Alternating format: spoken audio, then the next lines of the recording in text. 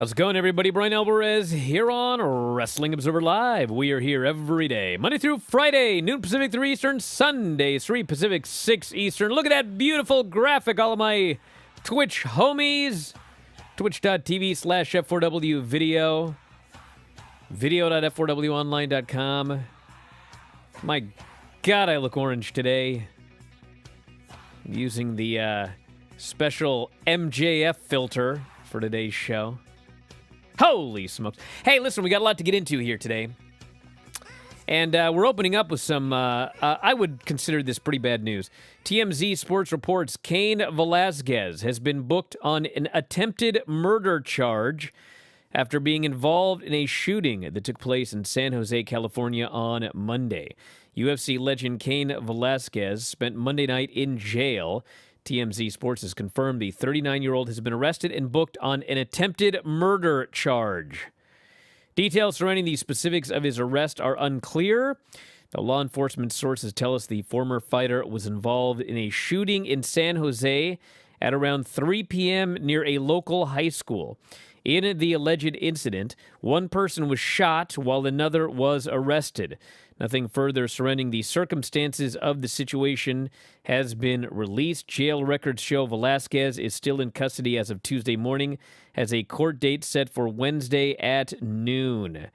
NBC Baseball reported the shooting was reported at 3:14 p.m. Monday afternoon. One man was shot, taken to the hospital with non-life-threatening injuries.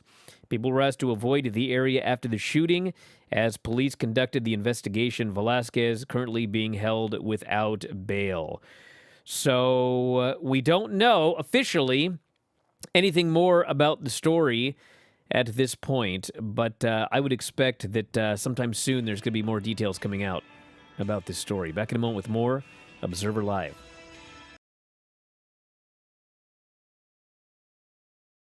Q&A with Impact Wrestling's Outlandish Zicky Dice Part 1. Let's do this. Question number 1.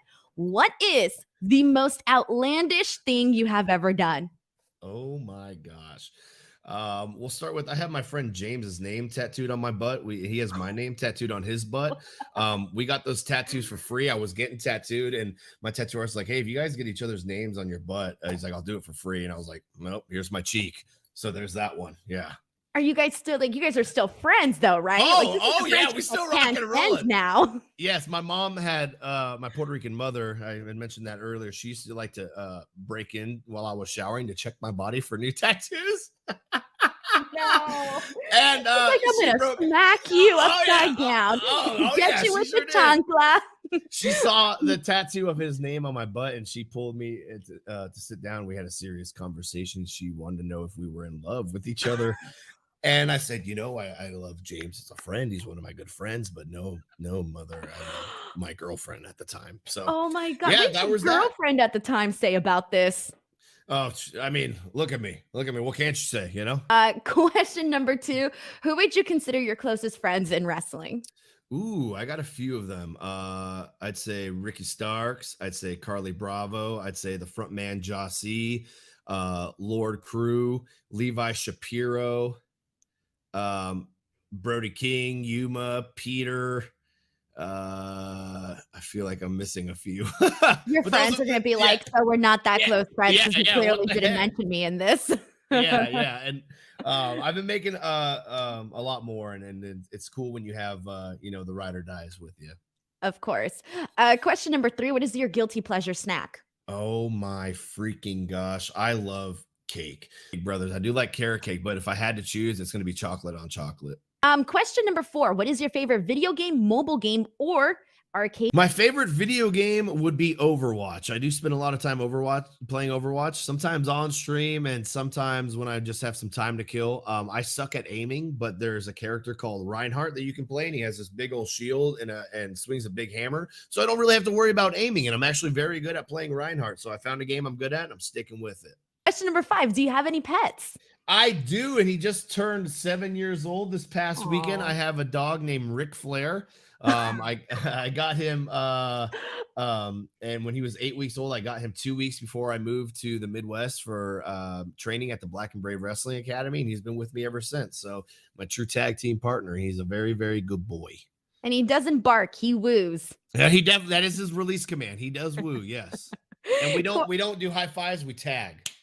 I love that. I hope you guys enjoyed this Q&A. Enjoy the rest of Wrestling Observer Live, and I will be back again with some more videos in the future.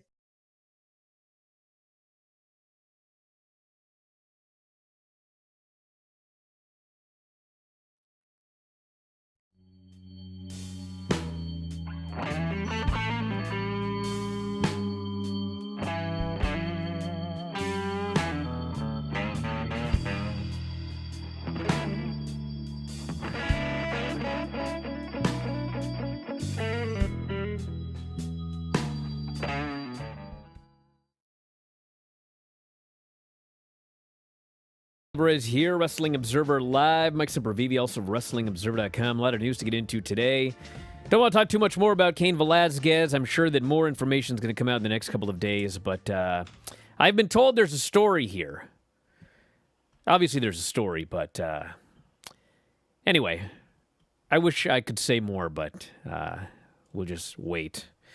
So anyway, WWE and A&E have announced an expansion of their programming partnership. The multi-year expansion will see more than 130 new hours of WWE-themed programming air on A&E. This includes the return of biography WWE Legends, WWE's Most Wanted Treasures, like fans, along with the debut of a new series tentatively named WWE Rivals. A&E has ordered 35 new biography episodes, 24 new episodes of Most Wanted Treasures. The Most Wanted Treasures episodes will air over multiple seasons. Biography documentaries focused on Steve Austin, Roddy Piper, Randy Savage, Booker T, Shawn Michaels, Ultimate Warrior, Mick Foley, Bret Hart aired in 2021. The first season of Most Wanted Treasures was hosted by AJ Francis, who was released by WWE last November. The show, which features WWE wrestlers and legends, quotes, takes viewers on a journey to find some of WWE's. So anyway, the reason I'm smiling about this is I actually was approached with the idea of auditioning to host that show. I didn't even think about it for 2 seconds, because number one, I never would have gotten it. But can you imagine? AJ Francis, top dollar, took my job for Wrestling's Most Wanted Treasures. WWE Rivals, working title of the new series, given a 40-hour order. It's going to chronicle the little-known stories behind the biggest clashes in WWE history. Episodes will include revelatory insights from those who were a part of the rivalries that often extended far beyond the ring and the camera. So it's a big deal for WWE. I think y'all know the story right now.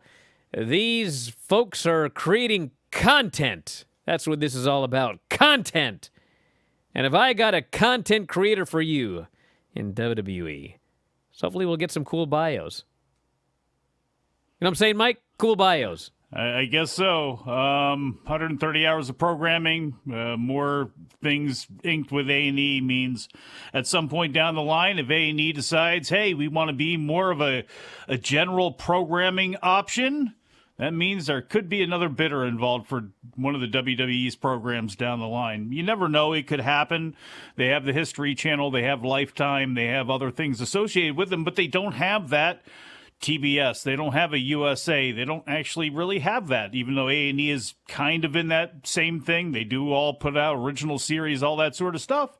If they ever wanted to take a little bit of a different direction, hey, good. There's some deal there with WWE that could be beneficial to them down the line. So WWE Rivals, I thought there was a Rivals back on the old, maybe it was Classics on Demand or on the WWE Network. I thought they had a program about that, but I don't know. I never watched Most Wanted Treasures. I saw very little of it and very little of the biographies, and what I did see, I wasn't all that big of a fan of. But then again, this stuff isn't also made for me. It's made for the, more of the general viewer, more of the, the person, the lapsed viewer that, oh, my kid liked WrestleMania. I remember that Hulk Hogan guy or whatever it is. And that's what a lot of this kind of stuff is made for. So I'm not upset about it. It's another inroads for them on another network. They secure that relationship, and good. Again, I think for a lot of the people listening, the real diehards, a lot of this stuff I don't think is really necessarily meant for them.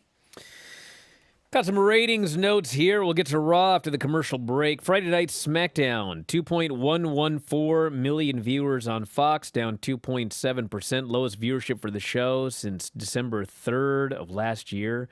Although, quite frankly, 2.114 million, that's not bad. 18 to 49, SmackDown led all of television, 0.57. Number was up 5.6% from the February 18th edition of the show. Something funny about this, I'll get to it in a minute. AW Rampage, 473,000 viewers. Now, the good news is it was up 0.4% from last week. The bad news is last week it aired at 7 o'clock, and all I heard was that people forgot the show was on. So literally, they were out of their normal time slot. They returned to their regular time slot, and they were only up 0.4%. This is a bad number. And the 18 to 49, 0.18, down 10% from when they aired at 7 o'clock outside of their time slot.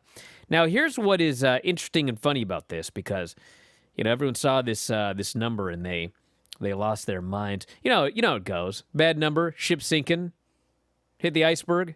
You know that, Mike? You know what I'm talking about? Mm-hmm. Yeah. Well, what actually happened was, I'm just flabbergasted. So I don't know if you guys are aware, but we went to war. Not necessarily us, but like a war broke out. And the news numbers on Friday night were like through the roof because of war. So Rampage, which usually ranks very, very high on the cable charts, they were 46th on the cable charts, okay? So they got killed by the news. That's what happened. And what's interesting is we've mentioned this before, and here is yet another example of it. When there is stuff going on in the real world, I don't know why, I just know it happens, AEW gets killed, and WWE is barely affected. WWE has an audience where, we could have a zombie apocalypse and could be all over the news. Damn it, we're watching SmackDown. AEW, of course, there's a zombie apocalypse, and AEW fans decide, we got to find out what's going on here. I don't want to get eaten by zombies. So why that is, I cannot explain it to you. But, SmackDown, barely affected by the news. Rampage, drastically affected by the news, and this is not an aberration. This happens on a regular basis, particularly, there's always like news on Wednesdays for some reason. Wednesday's like news day. But anyway, that's what happened. Those are your numbers. It's just always bad for AEW when news breaks on Friday or Thursday night going into Friday, because it's a bad night. There's no good real time slot for them on Fridays. If you go at 8 or 9, just put it on at 8 or 9. You're going to get eaten up by sports, and you still have the problem with people going out. You have a problem with your fan base, your most loyal viewers, the ones that are a little bit more conscious of what's taking place in the world, aren't as set in their ways. They still have things to do. It's a tough night. And anytime news happens, I can't remember during the, I really can't remember back with the riots going on and some of the protesting that took place, exactly how bad Rampage was hurt. But it's a cold show, unfortunately, right now, as far as viewership goes, as far as there being any reason for people to feel, jacked up. I don't, again, it goes back to, I'm not sure what the answer is on Friday, other than trying to spread the show out as much as possible, putting replays on, maybe in strategic locations throughout the week, True TV, and using some of your other options that you have at your disposal to try to generate some interest, because it is a tough deal all the way around, made even worse when there's news taking place. All right, very quickly, after Raw last night, we've got some more WrestleMania updates for those of you that are looking to, should I go, should I not go? We had a big discussion about this yesterday. So here is the update as of right now. These are announced matches and the days they will be taking place. Charlotte Flair, Ronda Rousey, night 1. Becky Lynch, Bianca Belair, night 1. Rey Mysterio and Dominic versus The Miz and Logan Paul, night 1. Night 2, we've got Lesnar and Roman Reigns in the unification match. And then announced, but not yet slotted, AJ Styles versus Edge, and Carmella and Queen Zelina versus Naomi and Sasha Banks. Those are the announced matches. Obviously, there are more matches that we're aware of but have not been announced. So back in the moment with that, Raw, and more, Observer Live.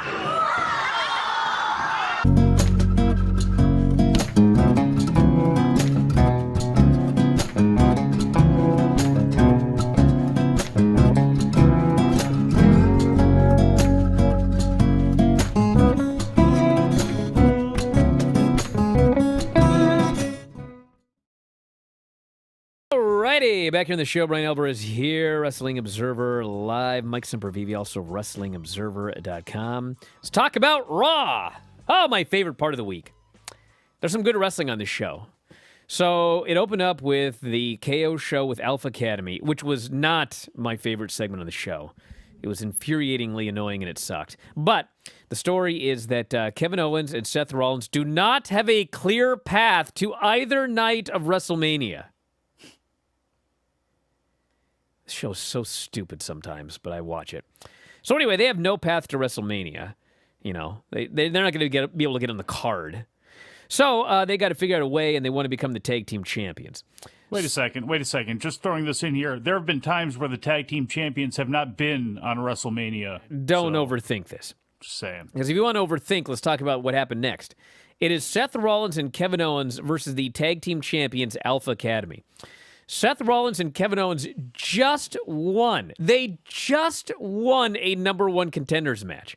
But It is very specific. They will only get their championship match in a 3-way next week. So even though they're the number 1 contenders, they've earned a shot at the tag team championships. Oh, they can't have it in this one-on-one tag team match. So Seth Rollins and Kevin Owens, as number 1 contenders, they face the tag team champions. They beat them, but the titles are not on the line. I was not letting Dave get away with this one, but he just kept going. That this made sense. This makes no sense. They're the number 1 contenders. So anyway, they beat Alpha Academy. It was a good match. Very good match. Omos squashed T-Bar in 39 seconds. Then we had Bianca Belair, Rhea Ripley, and Liv Morgan versus Becky Lynch, Doudrop, and Nikki Ash. Another 12-minute match. By the way, those things I talked about, that was the entire first hour. So this was another good match.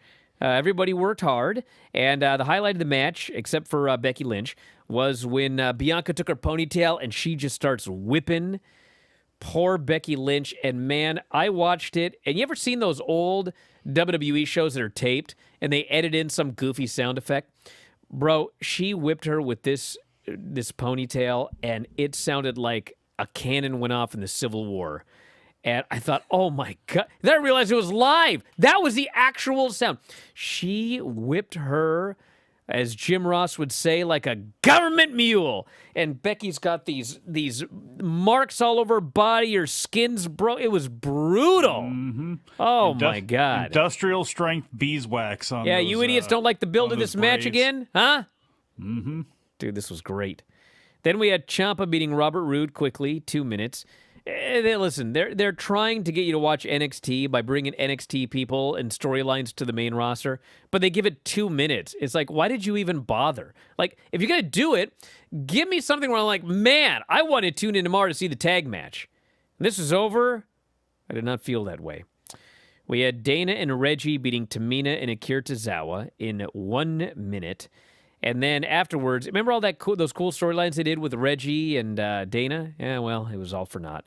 They're back together again. Now they're kissing again. And now Akira Tozawa and Tamina have a romance. Because why not?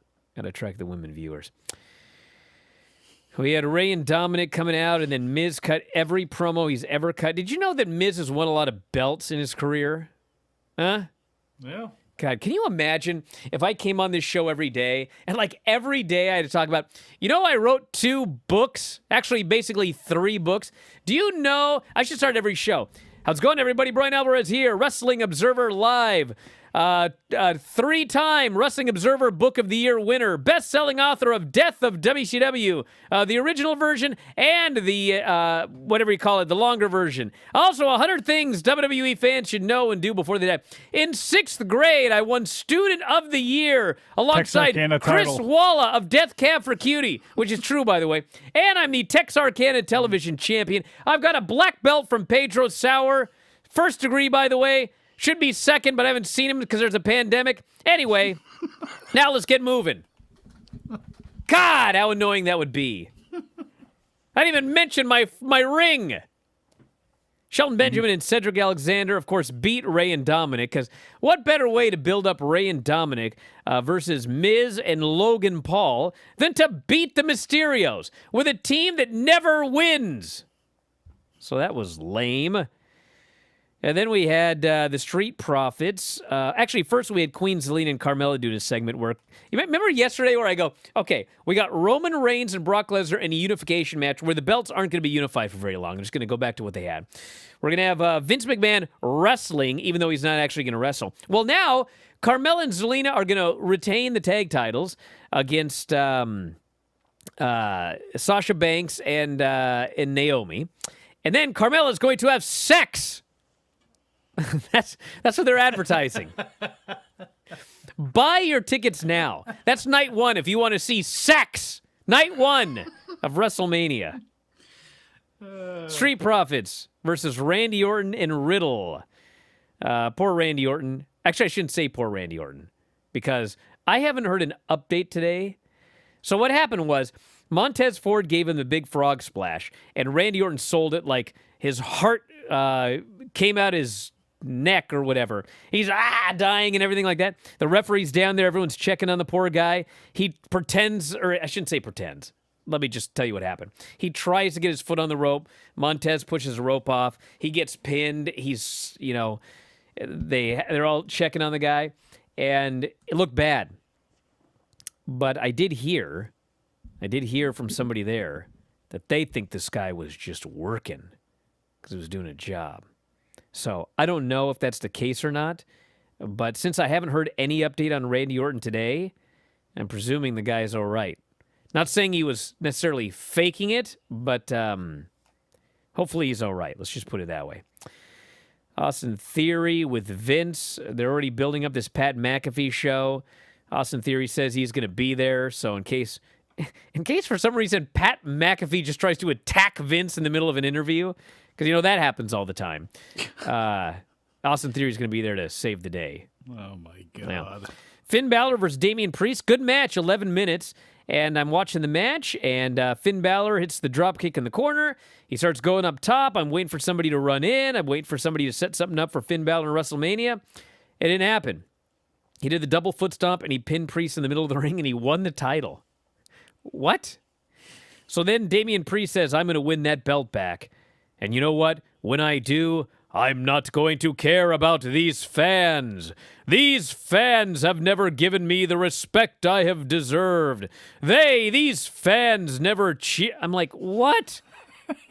Turned into Loki there. Someone made a comment. They were like, look at that MJF promo where he basically talked about his real life and his villain origin story and how incredible it was. And WWE's got one heel promo. It's not like they got like 6 heel promos and they like interlock them. So like, okay, you're going to take this part and then this part, but take out. No, it's the same promo. No matter who you are, if you're a heel, it's those fans. The fans never gave me the respect I deserve. Like, bro. So anyway, he's a heel now. And we had a heel turn. And what better way to follow up on a heel turn than another heel turn? Edge came out. Why does nobody want to face me at WrestleMania? Well, because the match is going to go 49 minutes and drag.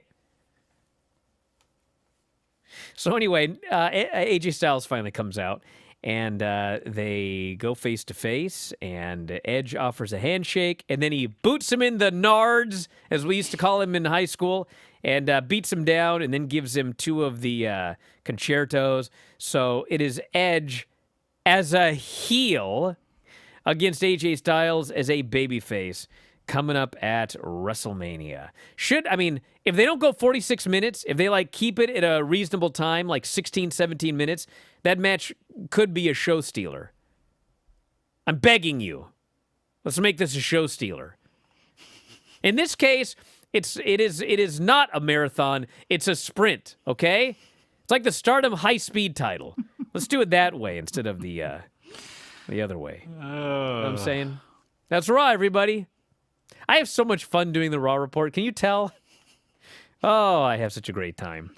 So it's almost as much fun as I have doing cameos. F4W Online on Cameo, everybody. Randy Orton and Matt Riddle at WrestleMania, right? What?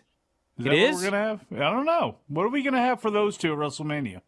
Well, what they said, or what Randy Orton said, or Riddle or somebody, was they were never going to be a team. Randy was going to turn on him the next week, which, by the way, when they started this storyline, I thought, man, this is awesome. And, the fans love it, and they're, they got to go with this, but they're probably going to break him up next week. That was the plan! But then, turned out it was working, and so they let it go. And I hope they keep it up because it's a fun... Well, we need another Randy Orton heel run as a single? Dude, this is new and fun and interesting. Let him go. That's what I say. Be interesting to see what they do there. Orton and Riddle, they actually wait through WrestleMania and they come out of it. Can you imagine them turning Riddle? That's probably what they do, is because nobody would see it coming. They would turn Riddle dirty on Randy Orton.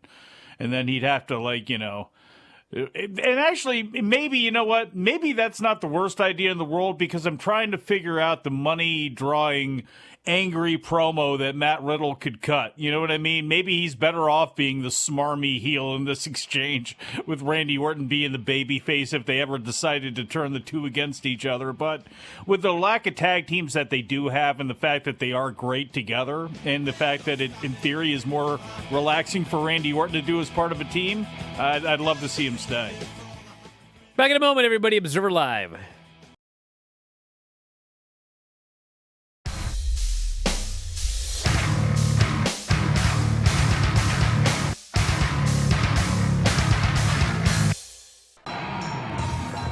From the rent-to-own Auto Arena, the first match on tonight's Portland wrestling card. Ladies' Choice versus beautiful Bryan Alvarez. This match is being brought to you in part by Cars to Go. Fans action in the ring already here on Portland Wrestling. Ladies' Choice, Bryan Alvarez in the ring. Bryan Alvarez, of course, out with Miss Rento-Onato. Ladies' Choice coming over and making a proposition, I guess, to Miss Rento-Onato here on the corner. I guess so, Frank. You know, this is Moondog Ed Moretti out here sitting with you, and I wanted to see this match because Ladies' Choice got a lot to prove, and Bryan Alvarez is a man on a mission. Bryan Alvarez will whip it over. A big clothesline puts LC down. Another hard chop. Bryan Alvarez really taking control. There he goes for the pin. He wins 1, 2, 2.5, almost a 3 count. Third man in the ring, Mark Watson, a terrific referee. Bryan Alvarez with the whip. A big drop kick. That's that gymnastics background from Bryan Alvarez. Ed Moretti, great to have you out here on this, your final night of wrestling in professional This is it, Frank. This is my last night, and it's an honor to be here at Portland Wrestling, and I'm calling it quits after tonight. Bryan Alvarez pounding away on Ladies' Choice. This is the first time we've got to see Ladies' Choice. He talks a lot.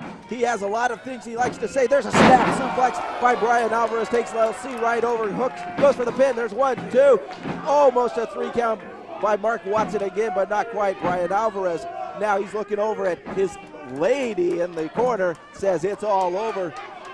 Ladies' Choice, as I was saying, talks a lot. There you can see, I'm not sure that's professional wrestling action. We haven't seen much out of him yet. A low blow. Well, it's a shortcut he took, and it worked to his advantage because Alvarez is laying on the mat, and here goes Ladies' Choice up the top here. Ladies' Choice up top. A big splash. He hooks the leg. 1, 2, 3. It's There all it is, over. Frank. Ladies' Choice, he calls that move the one-night stand, and I think that's all he's good for. But here on Portland Wrestling, Ladies' Choice wins his initial debut. He's lived up to his reputation, Frank. Ladies' Choice was able to back it up. Now he's coming. Now he's looking misread. Oh, none too happy with Bryan Alvarez losing once again. Looks like Ladies' Choice is coming over. He's saying, you need to come with me. Uh-oh. He's talking about how small Bryan Alvarez's hands are. I don't understand what. She's leaving with him. Bryan Alvarez cannot believe it. Oh my Bryan Alvarez, goodness. he's coming outside. He's got a steel chair. Got a chair, he's Frank. going after him. Bryan Alvarez throws the chair. Wrestlers out to hold Bryan Alvarez away. He wants a piece of Ladies' Choice. He's not done with him. He wants his woman back.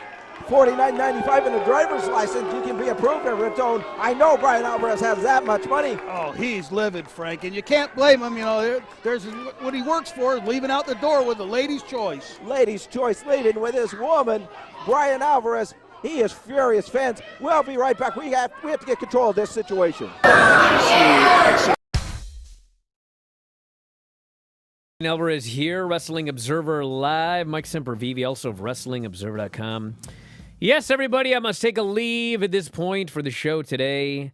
Mike is going to take over. This will happen occasionally on Tuesdays as a result of a babysitting issue. Is that But what anyway. they call putting more bronzer on now? Oh, get out of here. This is the MJF filter. Were you not here at the beginning of this show? No, wait, that is way too, that is blended way too well, actually, for it to be the MJF filter. You're not Wow. orange and 17 different shades of it. Yeah, well, I'm not 25. I'm experienced.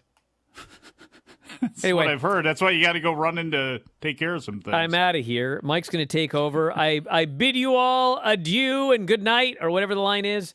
And I'll talk to you again after a while.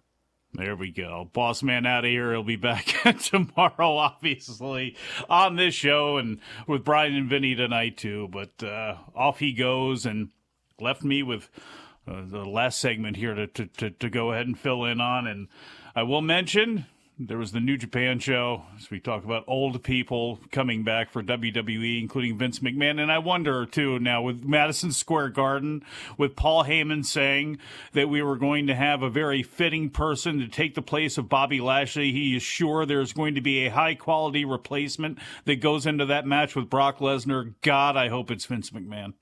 I hope Vince actually, and you know what? They need to sell tickets for that thing anyway. Let Vince do a big bait and switch. Announce it's going to be Vince and Brock Lesnar at Russell or at Madison Square Garden.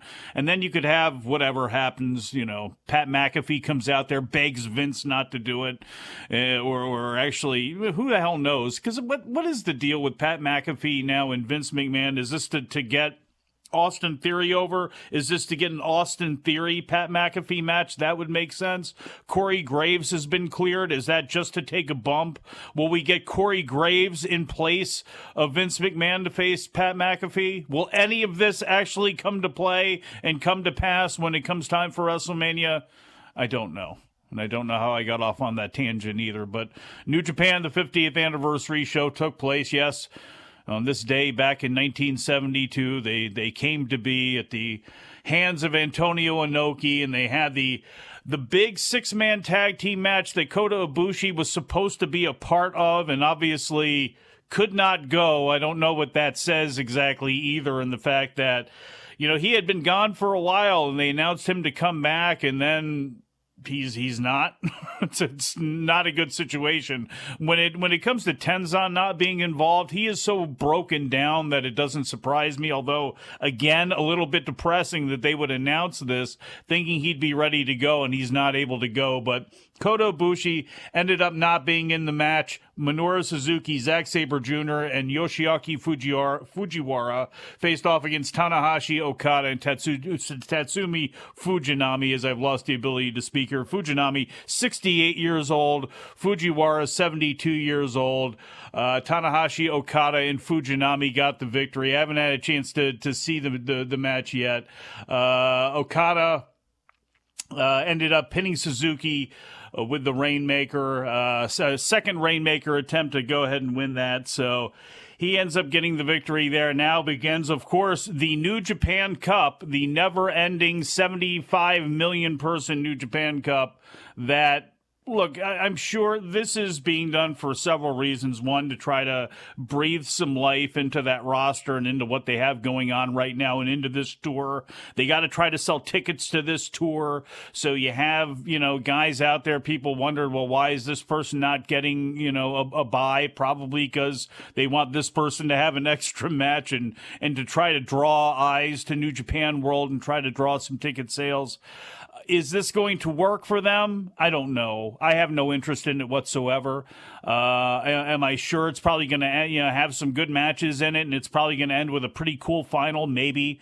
Is this the time that Sonata wins it? Because Sonata's never won it before. He's the U.S. champion.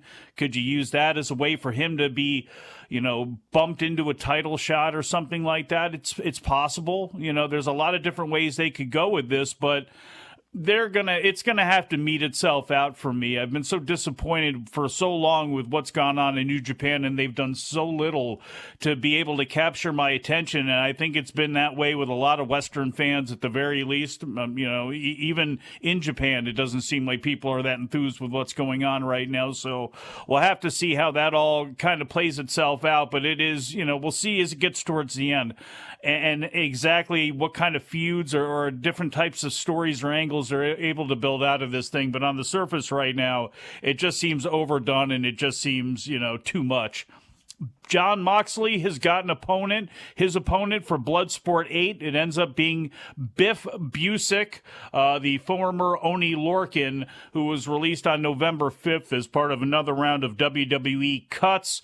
He is going to Bloodsport, Josh Barnett's Bloodsport. Josh Barnett has begun to announce a lot of these matches that are going to be taking place at GCW's Collective. That show is going to be taking place on Thursday, March 31st. Moxley and Busick. So that is the first, I believe, match that's been announced so far. I'm sorry, second match that's been announced so far. Minoru Suzuki and Chris Dickinson has also been announced, and what has got to be surely a thrill for Chris Dickinson. As of now, Masha Slamovich has been announced, Janai Kai, Timothy Thatcher, Jonah, Marina Shafir, and I guess the surprising name would be John Hennigan. So he'll go back to being Johnny Collegiate Wrestling or Johnny Bloodsport or whatever it's going to be. But Johnny Nitro, Johnny Everything, John Hennigan. What is his name right now? Johnny, I forget what it is. But regardless, he's going to be at that show as well, too. Also, for GCW's Collective Weekend, they have announced that Shane Taylor's crew, and let me pull this up here, Shane Taylor Promotions is going to be facing off against Swerve Scott's former crew that's now known as, I believe, just the Hitmakers, is what they're going on the indie scene. Brian early on mentioned AJ Francis, B-Fab, the whole crew gets back together. As of now, Swerve, not technically part of that, but the whole rest of the crew is going to be facing off against Shane Taylor Promotions, and that's going to be at the For the Culture event. So a lot of things starting to come together, not only for GCW and all the zillion of shows that they have taking place for them on WrestleMania weekend, but all over the place as well. Joey Janela and X-Pac announced for Spring Break Night 2, I believe it is. I'm sorry, for Night 1. That's also when John Moxley will face AJ Gray and Alex Colon will face John Wayne Murdoch for the Ultra-Violent title. That whole deal with Janela and X-Pac came to be when Janela turned on him during the LA weekend of shows that took place for GCW this past weekend. So a whole bunch of stuff going on there as things kind of start to fall into place for WrestleMania weekend. There's still wrestlers I see all over the place trying to get themselves booked. Hey, I'm going to be in town, and trying to get signed on all over the place.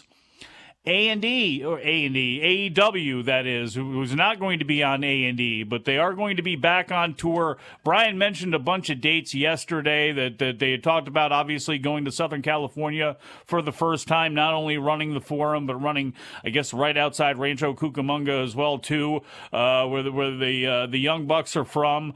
So they've also announced that they're running Baltimore and Houston, and the interesting thing is for the show in Baltimore, that's going to be at Dynamite, they are not going to be at the Baltimore Arena. They are going to be at the Chesapeake Arena, or the Chesapeake Employers Insurance Arena. That is UMBC, the University of Maryland, Baltimore County. That is where Ring of Honor usually runs its pay-per-views and its shows from that building. It's a good-sized building, significantly smaller than the Baltimore Arena, significantly further away from the city. This is in Catonsville. The Baltimore Arena is right in downtown Baltimore. It is right there. So this is actually going out of the way a little bit, running into the county. So I'm not sure what the reasoning is in there, although certainly going to be a lot cheaper, that's for sure, than probably running the Baltimore Arena, is being out there where, again, Ring of Honor has been, and they're certainly well-versed at setting up wrestling shows. They're also going to be in Houston, they announced as well, too. That is going to be on May... that is now going to be on, May 11th, March 11th when the tickets go on sale, and May 18th is when they're going to have their Dynamite show. So add those two to the mix as well, too, for AEW running Baltimore and Houston now. So that is that. I didn't see Dark. Apparently there were 11 matches announced for this week's AEW Dark. I never watched Dark. I never see Elevation, never see any of those shows. Not a whole lot going on right now. Thank God for that, actually. I'm good with it. Kane Velasquez, this deal with him booked on the attempted murder charge. Yeah, that's not good. Nothing else has gone on about that. But, yeah. So, no bueno there. Just, can we have, at least, that's a terrible story. We've had nothing but terrible stories in the news recently. I need a wacky story to break. As much as I'm happy about the fact that Cody and AEW and all that whole situation, the way it's gone, I was dying for that story to go away. Now with stories like Kane Velasquez, with what's going on in the real world and news and Ukraine and Russia and everything else, I'm now dying for a ridiculous story to kind of come to pass here and take some of the attention away of what's been going on. So good Lord. Reed Bentley, Planet Death, that's also part of the GCW show. As I scroll around, just looking for stuff to fill the void for right now. It's really, with wrestling, there's not much I really want to talk about. I had a bunch of stuff here from earlier on. Don't want to talk about any of this. No, none of that. Steve Austin's going to come back to face Kevin Owens. Still trying to wrap my brain around that one.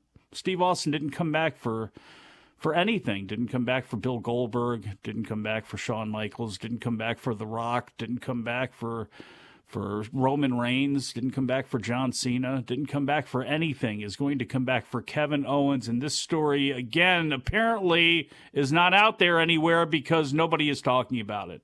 I'm blown away by the fact that nobody is talking about this. And I know some of the attention, again, it may be because it needs to break out there. And I know wrestling fans are still wondering over what the deal is going to be with the announcement from Tony Khan.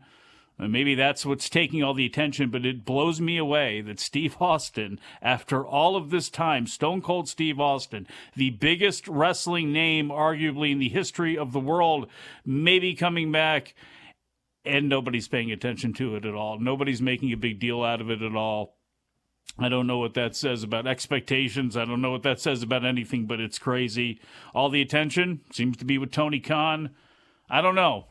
Streaming service seems to make sense, especially because Turner doesn't have one of any repute or value, certainly of no value to AEW. They have all this stuff. They have these 95-match Dark and Elevation cards that they have. Bunch of footage, put that on, put that up, let that go, have that, and maybe you do buy Shimmer. Maybe they do make a decision by one of the other streaming libraries out there, or try to bring people together. The NWA, look, Dave Marquez has had stuff for years, has got a lot of people's stuff on tape that he's been recording for Championship Wrestling from Hollywood and the other promotions that he's got. I don't know who's got that, but I don't know. That may be what it is. It may not be what it is. Maybe he's got a bunch of new names coming in. Maybe it's Cesaro. Who knows what it is? But Tony Khan, for anything you want to say about him, he seems to get a lot more attention than what WWE's getting right now. And they didn't even have to bring back any old men. We'll be back. Wrestling Observer Live.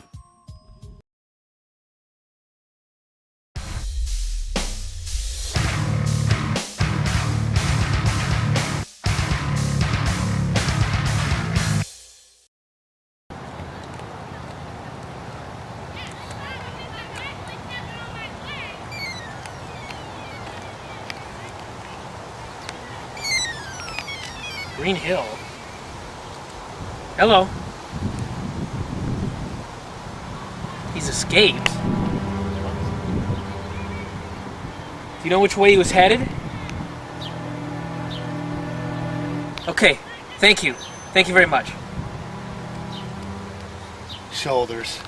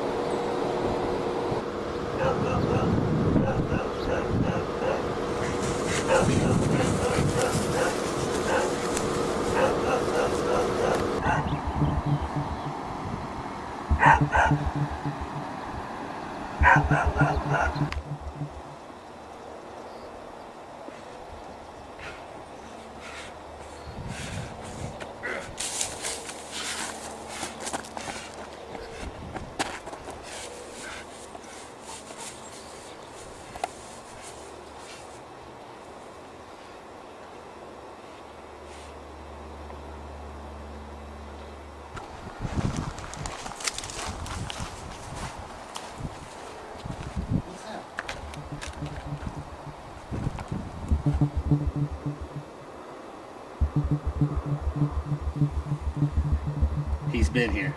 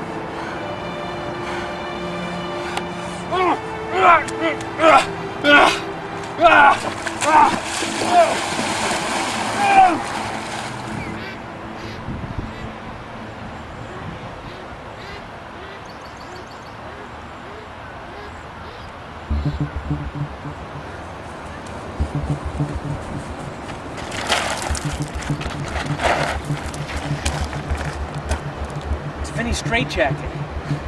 You're getting close.